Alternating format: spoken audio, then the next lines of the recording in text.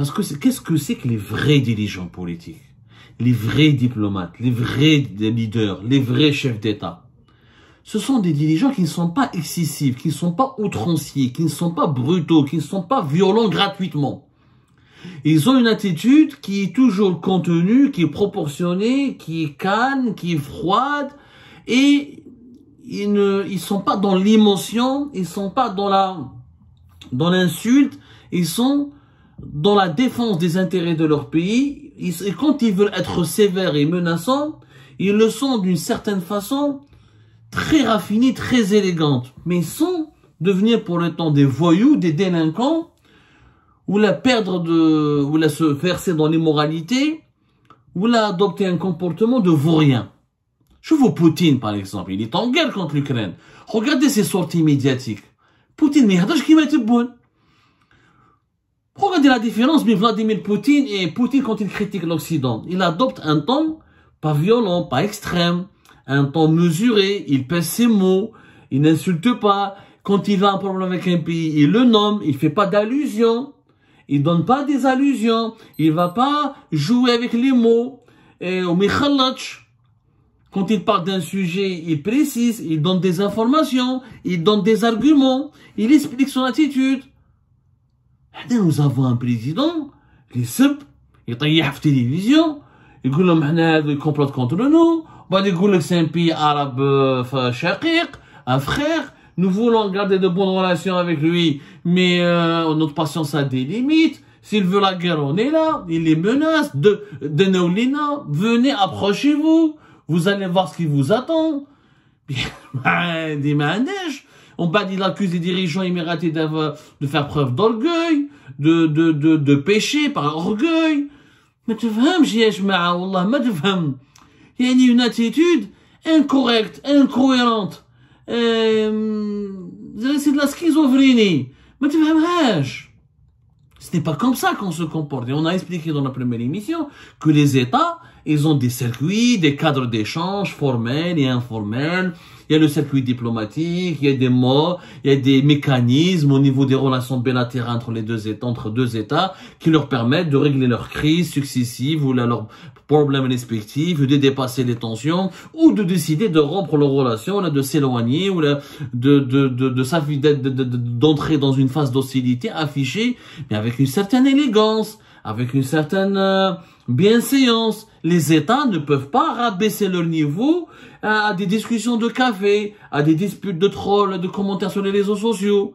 C'est ce que nous sommes en train de faire avec les Émirats Arabes Unis. Et jusqu'à maintenant, qu'est-ce qui cause problème? Aucun officiel algérien n'a expliqué réellement le problème avec les Émirats. On n'a que des thèses. Alors un jour on nous dit l'Algérie ne s'entend pas avec les Émirats à cause de la crise en Libye, parce que les Émiratis soutiennent le maréchal Haftar, ils soutiennent des partis, des mouvances et des tendances qui sont anti-algériennes en Libye. On nous dit que les Émirats soutiennent en Mauritanie, essaient de saboter le rapprochement de l'Algérie avec les autorités mauritaniennes, et que les Émirats essaient d'inciter la Mauritanie à normaliser ses relations avec Israël et à s'éloigner de l'Algérie. Et là où l'Algérie essaie d'exercer son influence, les Émirats, elle est là, les Émiratis sont là pour la contrecarrer. On accuse les Émirats Arabes Unis d'avoir été parmi les éléments les éléments déclencheurs de crise avec le Mali, parce que les Émiratis ont une certaine se sont beaucoup rapprochés des autorités putschistes au Mali. Ils essayent donc de gagner, de rallier à leur camp le Mali et le Niger. On parle en Tunisie que les Émiratis incitent les autorités tunisiennes à s'éloigner de l'Algérie, à diminuer et à réduire leurs relations ou la coopération bilatérale avec l'Algérie, parce que les Émirats veulent exercer une emprise totale sur la Tunisie au détriment de l'Algérie. On a sorti tous les arguments. Parmi ces arguments, il y a une vérité. Il y a une vérité. Et les Émiratis sont devenus incontestablement une puissance régionale. Une puissance régionale qui fait du lobbying, qui, comme toutes les puissances mondiales, mais ne كذبوش على رواحنا. يعني, ce qu'on reproche aux Émirats, on l'a déjà reproché à la France, on l'a déjà reproché aux États-Unis d'Amérique, on l'a reproché déjà à la Grande-Bretagne, on l'a déjà reproché à la Russie de Poutine, on l'a reproché à beaucoup d'États, à l'Arabie Saoudite auparavant. C'est-à-dire que nous avons affaire à une puissance régionale qui est devenu, qui utilise ses moyens financiers importants, sa richesse, qui travaille sur son image pour promouvoir des connexions, des réseaux avec des pays en Afrique, notamment ça a commencé dans le monde arabe et musulman. Ensuite, ça s'est beaucoup développé sur le continent africain. Les Émiratis ont développé des réseaux d'alliés, d'amis, où ils essayent d'imposer à ces pays africains ou musulmans arabes leur doctrine, leur façon de voir le monde. Ils défendent leurs intérêts de façon assez agressive, intempestive. Ils dominent. Les Émirats commencent. Ce qui gêne, en fait, dans cette histoire, c'est que les Émirats est en train de réussir là où l'Algérie a totalement échoué. C'est-à-dire que c'est l'Algérie qui devrait jouer ce rôle de puissance régionale, qui tisse des relations et des partenariats importants avec des pays arabes et musulmans. C'est pas le cas de l'Algérie, c'est les Émirats. Les petits Émirats qui font la taille d'une wilaya en Algérie ont aujourd'hui une influence, un soft power, une emprise, un impact beaucoup plus important au niveau de la politique ou là au niveau de la géopolitique qu'un pays aussi important que l'Algérie. Et à ce sujet, Ajma, je vous invite à lire, je pense que c'est le seul texte qui est correct et qui résume les problèmes entre l'Algérie et les Émirats. C'est un texte qui a été écrit par un professeur, par un Algérien qui s'appelle Ali Ben Saad. Ali Ben Saad, qui est donc un chercheur algérien établi en France. Et Ali Ben Saad enseigne à l'université Paris 8, je crois. Attendez, on a comme où il travaille exactement, voilà, il est à l'université Paris 8 dans un institut, c'est l'Institut France Stratégie, je crois, l'Institut français de géopolitique. Voilà, l'Institut français de géopolitique, il enseigne au niveau de cet établissement. Il intervient aussi dans pas mal d'établissements universitaires, essentiellement en France. Il est aussi maître de conférences en géographie à l'université Aix-Marseille. Il est enseignant dans pas mal de centres d'études universitaires, mais son poste le plus important actuellement, en tout cas ces 3 ou 4 dernières années, c'est un Institut français de géopolitique. Ali Ben Saad, qui est l'un des intellectuels algériens les plus avertis, a écrit un texte fort intéressant, il s'appelle L'Algérie dans la nasse des Émirats. Il a été publié sur le club de blog de Mediapart, le fameux célèbre média français qui a inspiré d'ailleurs l'aventure d'Algérie Part. Le 26 janvier 2024, il a écrit ceci dans ce texte, L'Algérie dans la nasse des Émirats. Les Émirats alimentent un nouveau front militaire aux frontières sud de l'Algérie, visant à en faire un abcès de fixation paralysant l'Algérie, monter les hostilités à son égard et l'isoler au Sahel. Dans cette région jusqu'alors prédominante, l'influence algérienne est en recul. Le but est d'ouvrir la voie à une reconfiguration des alliances, notamment au profit du Maroc et d'Israël. Ce qui est vrai, Ali Ben Saad explique que les Émirats sont en train, en fait, de remplacer, de déjecter l'Algérie de sa sphère d'influence au Maghreb et dans les pays de l'Afrique subsaharienne pour supplanter l'Algérie. La nouvelle puissance régionale ne s'appelle plus l'Algérie, s'appelle les Émirats Arabes Unis. Et tout le problème, il est là. C'est qu'est-ce qu'on reproche aux Émiratis? On reproche de venir chez nous, dans notre zone d'influence, à nos frontières, de nous bousculer, de bousculer nos intérêts, de s'implanter dans les pays voisins, d'exercer une influence importante sur les dirigeants des pays voisins, et ça nous gêne parce que ça réduit notre importance, ça réduit l'importance et ça réduit l'influence de notre pays, ce qui est totalement vrai. Mais si les Émiratis, comment les Émiratis, avec leur petite taille, avec leur passé extrêmement... ils ont un passé médiocre, les Émirats, ils existent depuis le début des années 70.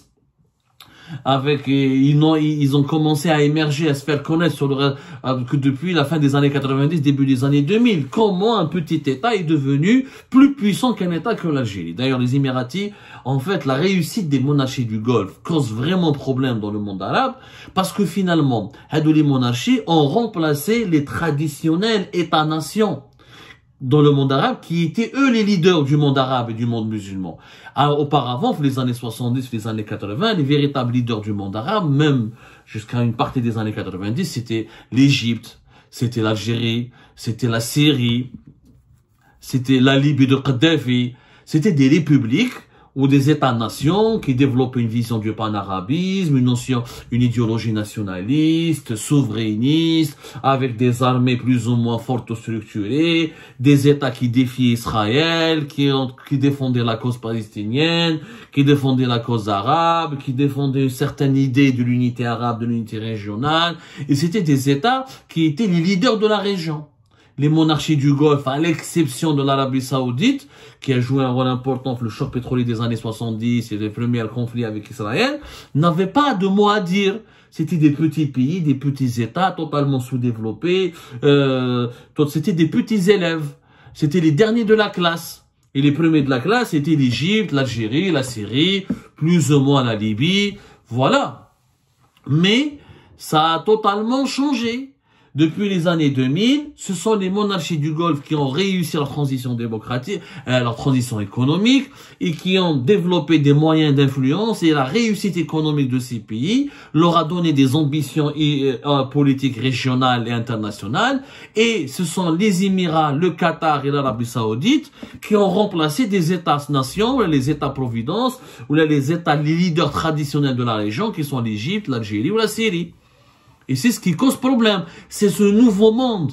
Et naturellement, nous, en tant que même les Égyptiens, les Algériens, les Tunisiens, les Libyens, on accepte tous, on voit d'un très mauvais œil cette réussite émiratie. Parce qu'elle nous interpelle. En fait, elle nous reflète réellement les Émirats. Pourquoi ça nous dérange? Au-delà de tout ce qu'on peut leur reprocher, leur lobbying, ils essaient d'imposer la dictature, ils essaient de corrompre les élites dirigeantes, et ils essaient de violer les souverainetés des pays, ils font de l'ingérence étrangère. Tout cela est vrai.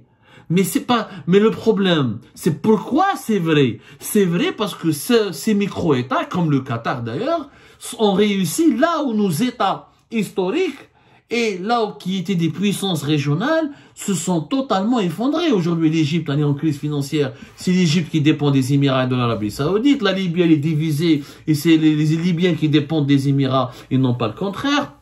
Et l'Algérie est affaiblie, elle est éjectée de son environnement immédiat. Elle n'arrive plus à avoir la même influence que d'un pays comme les Émirats. Et c'est ça le problème. C'est ce complexe d'infériorité que nous sommes en train de développer vis-à-vis des Émirats parce que eux, ils ont réussi à supplanter nos pays sur la scène internationale. C'est ça la vérité, Ali Ben Saad le dit un peu encore. Ali Ben Saad, dans un passage très important, il dit c'est le plus cuisant et le point humiliant échec stratégique et diplomatique de l'Algérie depuis son indépendance. Il parle de la crise au Mali quand les Maliens se sont attaqués à l'Algérie, aux autorités algériennes, en refusant les accords d'Alger et en révisant leurs relations avec l'Algérie. Et le Mali, clairement, est devenu pratiquement comme le Maroc, un pays anti-algérien en ce moment. C'est l'aboutissement d'une stratégie déployée à peu de frais par les Émirats. Ils n'ont fait que fructifier les impasses stratégiques dans lesquelles l'Algérie s'est elle-même enfermée. Ces impasses, c'est d'abord et surtout le résultat de l'incompétence, de la gabegie et de l'arrogance ignorante à l'égard des pays du Sahel qui ont fini par aboutir au basculement du Niger et du Mali dans l'opposition de l'Algérie, alors qu'ils ont été des alliés inconditionnels. C'est l'image et la perception de la déliquescence renvoyée par l'Algérie au point de donner autorisation à des pays aux structures militaires portant très fragiles de passer à des actes militaires hostiles à son encontre comme celui de la guerre du Mali contre les acteurs liés à l'Algérie, à ses frontières même. Le plus grave pourtant, c'est que cela se soit fait essentiellement grâce à l'appui des milices Wagner, milices étrangères appuyant un régime et des actes hostiles à l'Algérie. Elle se trouve aujourd'hui à ses frontières. Elle menace d'autant plus sa stabilité qu'il s'agit de militaires non conventionnels aux pratiques douteuses, criminelles et incontrôlables comme le sont celles de toute milice. En fait, c'est l'impuissance, c'est le déclin de l'Algérie qui a permis aux Émirats de s'imposer comme la nouvelle puissance régionale qui remplace l'Algérie et qui offre sa propre vision de l'ordre politique mondial, de l'ordre politique régional. Donc, les Émiratis se sont engagés dans une brèche qui leur a été ouverte par la déliquescence, par le déclin de l'Algérie, déclin qui s'explique par l'incompétence de nos dirigeants. Depuis la maladie de Bouteflika, d'ailleurs, il faut dire, nous n'avons pas eu de problème avec les Émirats, avec Bouteflika. À l'époque de Bouteflika, il y avait des relations très harmonieuses. D'ailleurs, à l'époque du régime de Bouteflika, on refuse de le dire, les Émiratis étaient plus proches des Algériens que des Marocains. Ça, on l'oublie de le dire. Que le Maroc s'est rapproché que récemment des Émiratis. Que le Maroc a profité de la normalisation des relations entre Israël et les Émirats, mais aussi de la brouille et de la chute du régime de Bouteflika en Algérie pour se rapprocher beaucoup des Émirats. Et là, peut-être on devra lui consacrer une émission à part. N'oublions pas que Abdelaziz Bouteflika était l'un des conseillers du fondateur, du père fondateur des Émirats Arabes Unis à Abu Dhabi. Qu'entre 1984, 1985 jusqu'en 1987, il était le conseiller attitré des Émirats Arabes Unis et qu'il a contribué à travers ses conseils, son expertise à la construction de ce qu'on appelle aujourd'hui les Émirats Arabes Unis, les Émirats modernes. Le père fondateur, c'était le Cheikh Zayed Ben Sultan Nahyan. Abdelaziz Bouteflika était son conseiller. D'ailleurs, le séjour, la vie, la séquence émiratie dans la vie d'Abdelaziz Bouteflika, elle est très peu connue. Très peu connue. Il n'y a pas eu beaucoup d'ouvrages, de livres, de traités, de recherches sur ce que réellement a fait Abdelaziz Bouteflika aux côtés de Cheikh Zayed Ben Sultan Nahyan. Donc, durant le régime Bouteflika, nous avions de très bonnes relations avec les Émiratis. On avait plus des relations problématiques avec le Qatar qu'avec les Émiratis. Ensuite, Bouteflika s'est rapproché, il a eu l'intelligence de ménager aussi le Qatar et d'essayer d'avoir une relation équilibrée avec le Qatar comme avec les Émirats. La crise avec les Émirats a commencé que depuis la chute du régime de Bouteflika. Et qu'au début, durant l'année 2020, les premières visites de Shangri-La à l'étranger étaient aux Émirats Arabes Unis. Qu'on a essayé, qu'en fait, le véritable cœur du problème, c'est que le nouveau régime algérien a tourné le dos aux intérêts émiratis et aux Émirats parce que les Émirats n'ont pas voulu valider la fiabilité, la légitimité de ce régime. Ils n'ont pas voulu construire un partenariat avec ce régime. Parce que les Émiratis ont choisi le camp du Maroc au détriment de l'Algérie, alors que durant le régime de Bouteflika, ils avaient de bonnes relations avec les deux pays, ils avaient même de meilleures relations avec Bouteflika qu'avec le Maroc. Oui, ma'roufa. Wallahi ma'roufa. Les relations émirato-marocaines sont devenues exceptionnelles que depuis 2021-2020 jusqu'à aujourd'hui. Mais auparavant, elles ne l'étaient pas aussi exceptionnelles. Et ce qu'on oublie, c'est que les Émiratis aussi bousculent l'Algérie avec une stratégie qui ne date pas d'aujourd'hui. Les Émiratis ont commencé à investir, par exemple, sur le continent africain depuis 2013-2014. D'ailleurs, jusqu'à les derniers chiffres, jusqu'à 2022, on estime que les Émirats Arabes Unis, c'est le 4e investisseur en Afrique, avec plus de 60 milliards de dollars de capitaux qui ont été injectés durant les 10 ou 12 dernières années. Juste après la Chine, les États-Unis et l'Europe, le 4e investisseur sur le continent africain, c'est les Émirats. Les Émiratis ont des sociétés et des investissements de l'Afrique de l'Ouest jusqu'à l'Afrique de l'Est. Ils sont présents au Kenya, en Somalie, en Djibouti, au Soudan, en Ouganda, en Rwanda. Ils ont des intérêts, ils gèrent des ports aussi au Sénégal, la Guinée, dans certains pays de l'Afrique de l'Ouest. Ils se sont construits une véritable toile d'araignée. Mais c'est 10 ans et 15 ans de travail. C'est-à-dire les 10 ans et les 15 ans pendant lesquels l'Algérie était en train de décliner parce que Abdelaziz Bouteflika était malade, parce qu'on lui a pas succédé, parce qu'il pouvait plus voyager, parce que l'Algérie n'avait pas développé des exportations diversifiées, parce qu'elle n'avait pas fait d'investissements économiques importants dans les pays africains, dans les pays de son voisinage. L'Algérie n'a pas fait ce que les Émiratis sont en train de faire dans pas mal de pays africains. On a comment la stratégie émirati dans les pays africains. Des investissements hyper importants, au Nigeria, au Mali, au Ghana, au Rwanda, au Ouganda, des investissements de plusieurs milliards de dollars. Donc un pays qui investit de l'argent dans plusieurs pays africains, qui fait des investissements, qui crée des emplois, qui permet à des sociétés africaines, à des États africains d'être présents à Dubaï, il héberge des sociétés africaines, il développe des ports, il gère des ports, il investit dans les énergies renouvelables. Ensuite, en Mauritanie, les Émiratis ont formé l'armée mauritanienne. L'armée mauritanienne n'a pas été formée, unie par l'Algérie.